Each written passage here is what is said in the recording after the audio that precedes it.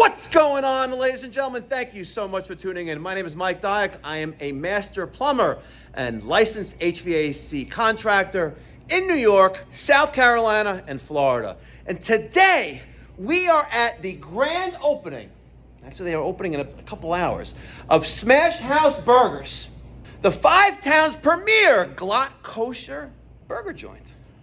We have 2 rooftop units here that have been neglected. The store is about to open. We need to do full maintenance on them. We need to get them up and running and making sure that not only are the customers who patronize this establishment are comfortable, but also the workers in the kitchen. Make sure you smash that thumbs up button, subscribe, and hit that notification bell to get post notifications when I drop a video. Let's get going! Timer flash 7 times, BTU system. You ain't testing, you're guessing. All right, ladies and gentlemen, we got our bearings, our positioning on the roof. These 2 units here is the corner retail location. That is a bagel shop. These 2 units right here are directly adjacent, and this place formerly is known as Wok Tov. Wok Tov was a kosher Chinese fast food takeout / restaurant. In my personal opinion, it was disgusting, and Chosen was so much better, and that's further down central in Lawrence. So the new tenant, Smash House Burger, haven't had any yet, and the proprietor, the owner of the business, told me to get ready. I'm like, okay. So we're gonna do a tune-up and maintenance on this unit and the one behind this nasty looking ductwork. Let's get going. All right, first unit, we have this Lux Air. There it is. That 72 is 72,000 BTUs. Do the math, you'll figure out the tonnage of that. So 60 tons is 5,000 BTU, 60 tons is 5 tons of cooling, 72. I think that makes it a, 60 plus 12,000 BTUs per ton. This is a 6-ton system here. Let's check out our refrigerant type. Oh, fudge. R22. Uh-oh. Uh-oh.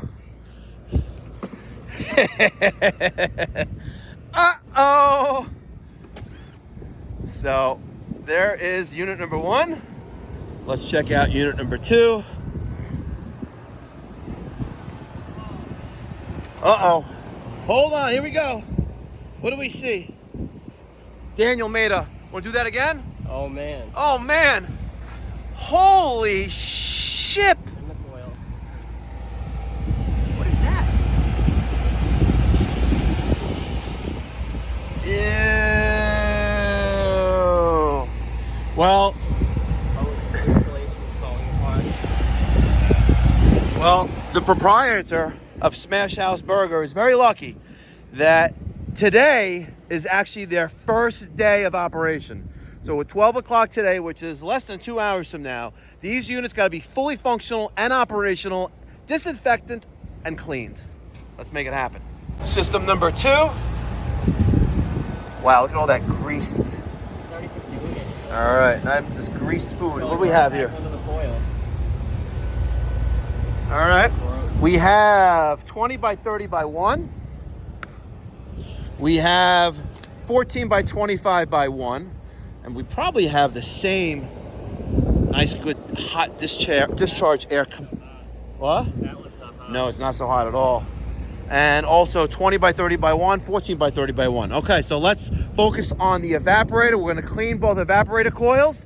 We're going to put fresh filters in. Hopefully the customer has. And we're going to start maintenance. Let's get going.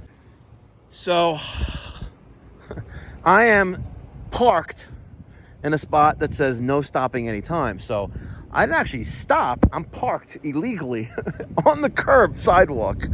Daniel's parked in a spot reserved for commercial vehicles only. I'm gonna try to take this spot right here, and let's get the show on the road. Daniel has the ladder secured with a bungee cord, very, very nice. And I am carefully making my way down the ladder. I'm gonna show you. All right, we are using 3 hoses, 3 50-foot hoses to get from literally right there, 1 story down in the back kitchen, the mop sink, into the service corridor, out the back door, up the roof, and that's 50 feet. Here's another 50-foot hose. No, this can't be 50 feet. This is like 25, no, it's 50 foot. And hooked up to my other hose. Did you open up the water? Why not? Oh. Oh, really? We got new filters. 20 by 30 by 1 and 14 by 30 by 1. We're gonna do some careful, and I mean careful, cleaning of this disgusting evaporator coil. Wow. All right, so for cleaning the evaporator coil, we're using this True Line, the evaporator coil cleaner. This is a concentrated coil cleaner. It's in deodorized. It's going to prevent future dirt accumulation, and it's metal safe, so it's all good. Make sure you wear your proper PPE, all right? Personal protective equipment on your hands and eyes, because it can cause severe skin burns and eye damage. So make sure you're careful with that. We have a little spray gun here. I believe it's battery operated. Yep, look at that. Oop, I just squirted. So I'm going to spray the coil with this cleaner. All right, and I could have brushed it first, but the coil is wet, and it's not really gonna help. Just keep it. You did? Oh, thanks for sharing. Look at all that nasty stuff.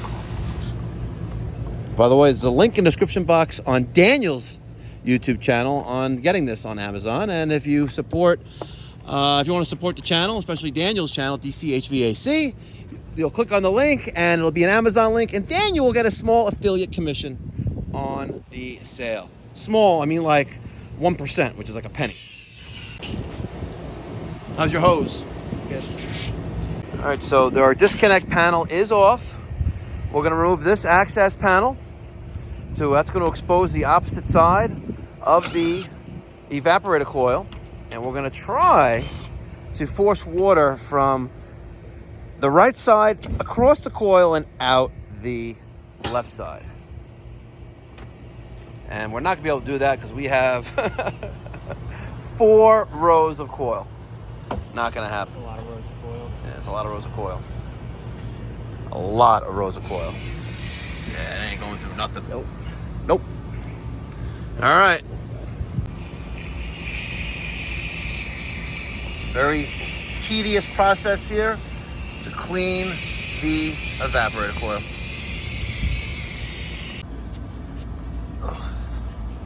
A very, very, very tedious process. But remember, slow and steady wins the race. Wow. So we gave up on that. We started using this, and wow, what a difference night and day. This is incredible. Wow, what's incredible is the news that I'm gonna give to the business owner, that their coils are basically gonna be looking brand new.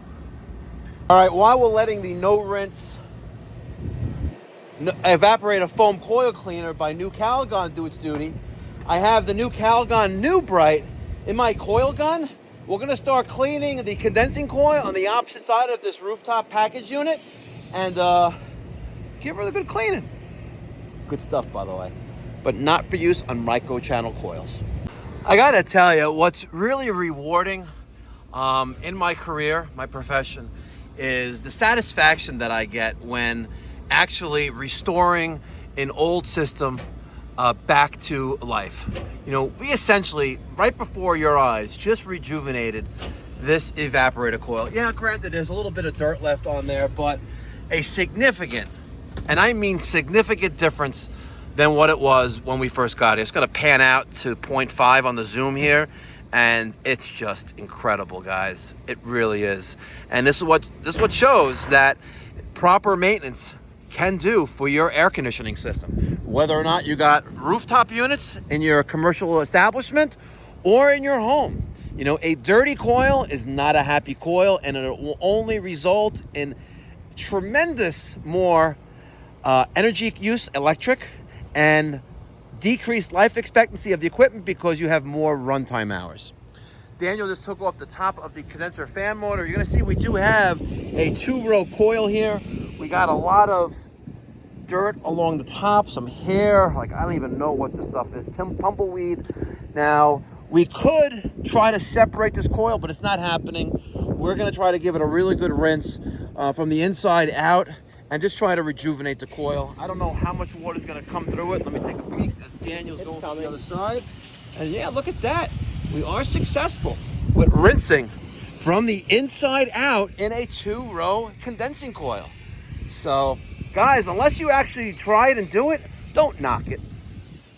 We're gonna give it a good rinse with water and then use the new Bright to clean the condensing coil. All right now Daniel's applying the new Bright by New Calgon condensing coil cleaner on our condensing coil. We are going to apply the chemical to the exterior and the interior of this 2-row coil, with the objective try to get as clean as possible. We could also take a 5/16 driver and move those screws to take the end caps off to get the other side of the coil behind these corner posts. All right, now before I put back in our filters in the rack, I noticed that we got some dirt back there. I'm gonna take out this front cover that we're using to block off dirt and water from going into our return plenum here. And I got some spray on. I'm gonna spray down that back panel there and spray down everything and wipe off all of the dirt and dust that's on here. So let's set this onto a large wide stream and let's just saturate the panel there. Also going to spray some on the coil as well.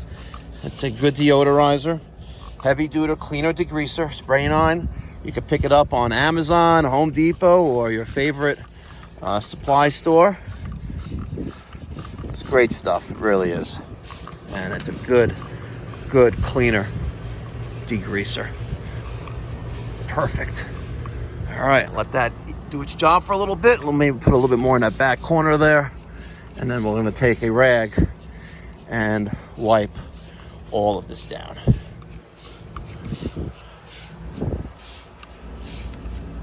All right, Daniel gave the condensing coil a great rinse. Clean as it's going to be. Granted, it's an R22 system. There's only so much we can do, but with a little bit of TLC, maybe we can delay the inevitable, which is, at the end of the day, equipment replacement. I gave the evaporator and return air compartment a really good cleaning. As you can see, it is a huge night and day difference. And I gotta tell you, you know what? I won't go to an establishment, a restaurant establishment in particular, if I know that number two things exist: a filthy kitchen or dirty system.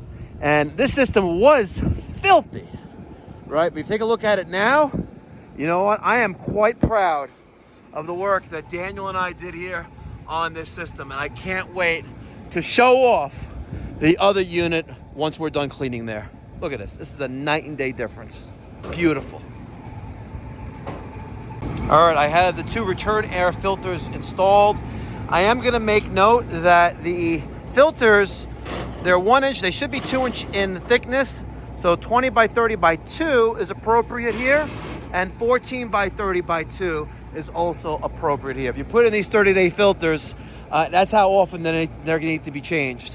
So we have a rejuvenated evaporator coil and return plenum area clean and disinfectant. Spray 9 to the rescue with new Calgon. You can't go wrong, guys. All right, next we're going to pop open the electrical compartment here. It's for the dining room, and it's still for the dining room at Smash House Burgers. We're going to pop open that. We're going to check our 2 capacitors. There's one for our condenser fan motor and one for our blower motor. They look like they've been changed in the past.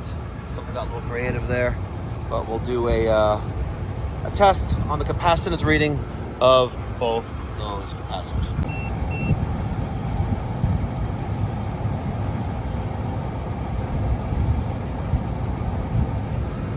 $17.8. 17.8 and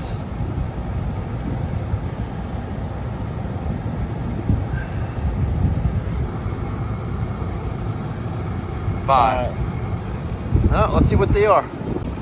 So it's 20 and it's reading 17.4. 8. So is that more than 2%? 10%? 10% would be 2. Yeah. So we need another 20. 18. All right, so we're gonna have to replace that 20 with another 20. And we're taking out what we believe is the 5. It is leaking some kind of residue. You can see that right there. Sorry for the quick zoom in, folks. Let's see what this other single oval capacitor is. And we got it's gonna be a 5, but 5. it's a 5. But is it, you said it's leaking. Is it leaking or is it just rust? It's wet. It's wet. Maybe from when we were cleaning the coil a little bit? All the way over here. Yeah, kind of weird for that to be the case, but... All right, let me get a 20 and a 5. All right, so I'm going to the truck to get a 20 and a 5. I got a 5 here, and I got a 20 right there.